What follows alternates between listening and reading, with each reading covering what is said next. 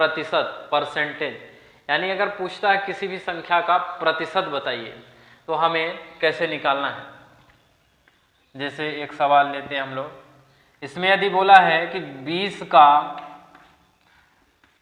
10% बताइए, अर्थात हमें 20 का 10% बताना है कि 20 का 10% कितना होगा। तो हमें परसेंट कोई भी संख्या 100% हमेशा मान के चलना है। तो इसको कैसे बदलेंगे? का मतलब होता है गुणा, जैसे बोर्ड मास में हमने पढ़ा है, जैसे बोर्ड मास देख लेते हैं। बोर्ड मास बी से होता है ब्रैकेट, औ से ऑफ, अर्थात इसी को बोला जाता है का।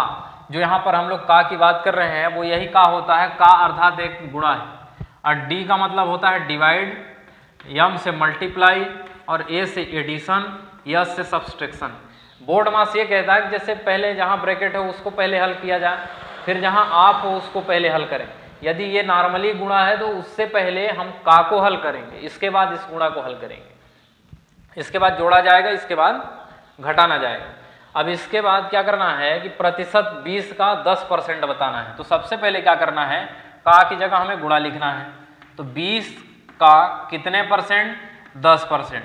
और किसी भी चीज़ को हमें 100% मारकर चलना है कि हमें कोई भी चीज़ कितना है 100%, फिक्स नहीं है तो हमें हर चीज़ 100% लेकर चलना पड़ता है। तो 20 का 10% अर्थात 20 गुणे जितना परसेंट लेना है वो हमेशा ऊपर रहेगा और बटे 100%। अब इसमें क्या करेंगे कि ये गुणे में है और ये भाग में है, तो शून्य से ये शून्य कट जाएगा और ये शून्य से ये शून्य कट जाएगा। तो यहाँ पर गुणा करा देंगे, 2 एक कम 2। तो इस तरह से हमें परसेंट निकालना है। जैसे 20 का 10% कितना होगा? 2 होगा। अब इसी तरह से एक सवाल और देखते हैं। जैसे हमें निकालना है 50 का 5% कितना होगा। इसी को भी इसी तरह से करना है हमें।